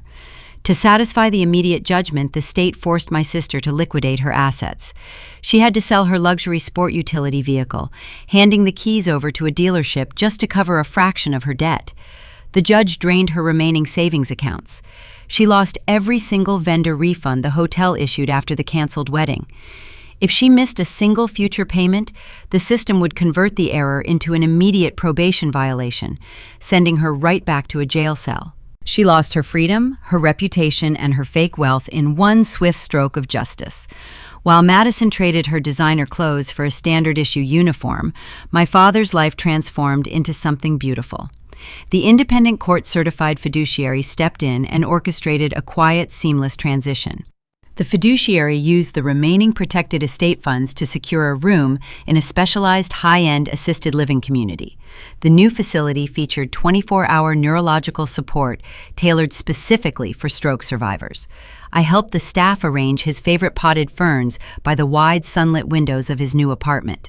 We mounted his communication tablet securely to a flexible metal stand, keeping it within an inch of his functional left hand at all times. He no longer lived in a locked house controlled by an enabling wife. Susan retained her standard visitation rights, but the court permanently stripped her of any authority to sign medical or financial paperwork on his behalf. She could bring him magazines, but she could never silence him again. During my visit the following Sunday, the facility catering director knocked on the open door holding a printed weekly menu. My father did not need anyone to guess his appetite or interpret his preferences. He tapped the glowing screen, selected the roasted chicken over the vegetarian pasta, and confirmed a preference for an early dining time. Those tiny, mundane choices represented the total restoration of his basic human agency. The financial trap had snapped shut perfectly, capturing the thief while setting the victim free.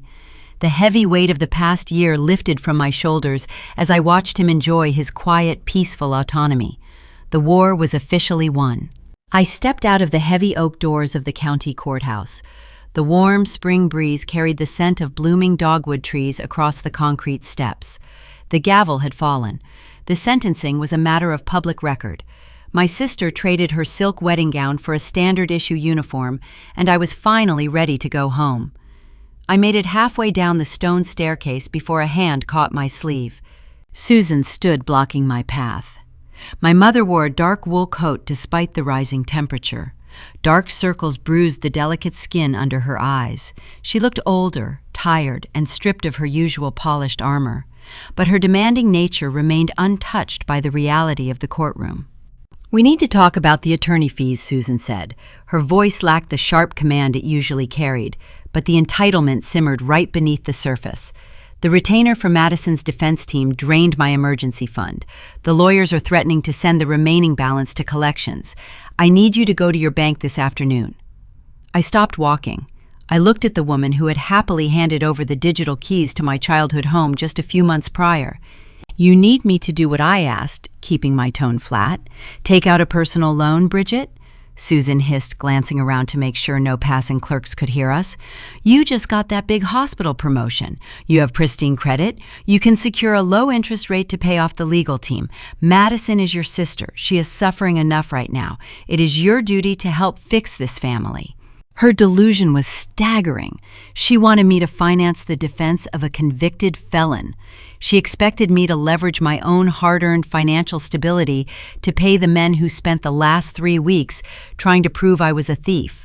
"And there is one more thing." Susan continued, pulling a yellow legal pad from her leather purse. "The parole board reviews early release petitions in 6 months. I drafted a letter of forgiveness. All you have to do is sign it. Tell the board you understand it was just a misunderstanding over an early inheritance. Tell them the family is united." She thrust a silver pen toward my chest. She wanted me to erase the consequences of a federal crime to save her social standing. I did not reach for the pen. I looked at my mother. The anger that used to choke me during these encounters was gone. I felt nothing but a cold, hollow pity. "Forgiveness does not require erasing the legal consequences of a crime," I explained. My voice remained steady and low. "Forgiveness does not obligate me to write a check to fix a disaster I did not create. You spent a year watching Madison drain Dad's recovery fund, and you looked the other way because it was easier than holding her accountable. You demanded I act as a human shield for her greed. That stops today. But we are family, Susan pleaded, her voice cracking. You are abandoning your own flesh and blood. You chose your family on the day you locked me out of the house, I replied. I am choosing mine right now. I stepped around her. I walked down the remaining concrete stairs and headed toward the parking garage. I did not look back. I left my mother standing alone in the spring air, holding a blank sheet of paper and an empty pen. Her cries faded into the background noise of the city traffic. The months that followed brought a quiet, steady rhythm to my life. I maintained my senior operations role at the hospital, but the nightmare with my sister opened a new door. I realized thousands of families navigated the exact same terrifying labyrinth of elder care. Vulnerable adults were constantly stripped of their agency by entitled relatives who viewed medical emergencies as early paydays. In July, I secured the necessary licenses and launched CareBridge Logistics. It started as a small consulting firm operating out of a rented office space downtown. I used my intimate knowledge of the healthcare billing system to help overwhelmed families establish ironclad medical trusts. I taught them how to set up restricted fiduciaries and independent legal boundaries. I showed them how to read the complex merchant identification codes that exposed my sister's theft. My very first client was a terrified woman whose older brother tried to quietly sell their mother's house to fund a startup business. I did not offer her empty sympathy. I handed her a fresh manila folder and taught her how to secure the property deed before the brother even knew she was looking. I turned my own survival into a blueprint for others. While my professional life expanded, my personal life shrank into something beautiful and refined. The ultimate proof of that peace arrived on a crisp Friday evening in October. I stood in the hallway of my apartment building. I pulled the blue key from my purse and unlocked my front door. The heavy deadbolt slid back with a satisfying click. The scent of roasted garlic and fresh baked bread filled my small living space. Aunt Nancy stood in my narrow kitchen pulling a ceramic baking dish from the oven. She wore a bright yellow apron over her blouse, humming a quiet tune. My father sat at the head of my second-hand dining table. It was the same wooden table I had assembled by myself months ago. There were no expensive floral centerpieces blocking our view, no imported white roses masking the smell of the room, no crystal chandeliers hanging over our heads casting fractured light. The space was warm, simple, and secure. I dropped my purse on the counter and took the empty seat right next to the wheelchair. The facility transport driver had dropped him off an hour earlier for our weekly dinner. My father looked around the brightly lit room. His eyes crinkled at the corners. His weathered fingers moved carefully across the digital screen of his communication tablet. He did not need to search for the right icons. He knew his custom phrase bank by heart. He pressed a sequence of tiles. The robotic voice echoed clearly against the painted walls of my apartment. This is family. Aunt Nancy walked over carrying the warm baking dish. She set the food down on a cork mat. She reached for her water glass, her eyes shining with unshed tears. I raised my own glass. I tapped it gently against the rim of his cup. We did not toast to revenge or ruined weddings. We toasted to the simple, profound joy of an unbroken boundary. Nobody yelled. Nobody checked a hidden bank account on their phone. Nobody asked me to sacrifice my future or my credit score to maintain an illusion of perfection. After dinner, we cleared the ceramic plates and washed the dishes together. When my father was safely loaded back into the medical transport van for his ride to the assisted living community, I walked into my bedroom. I opened my closet door. I looked up at the top shelf. The thick, heavy evidence binder sat tucked away in the dark.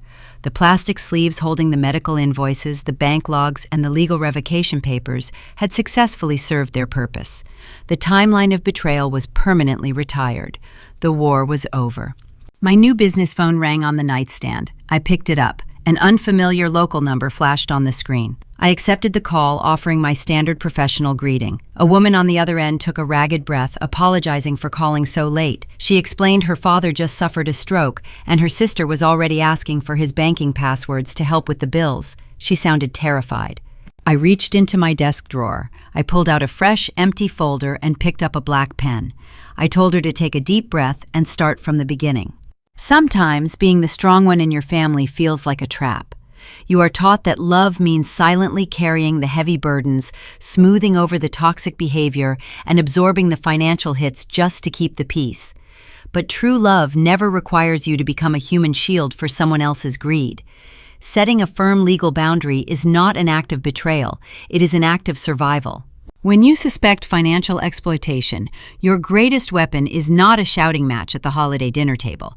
Your greatest weapons are meticulous documentation, professional legal boundaries, and the refusal to accept a false narrative.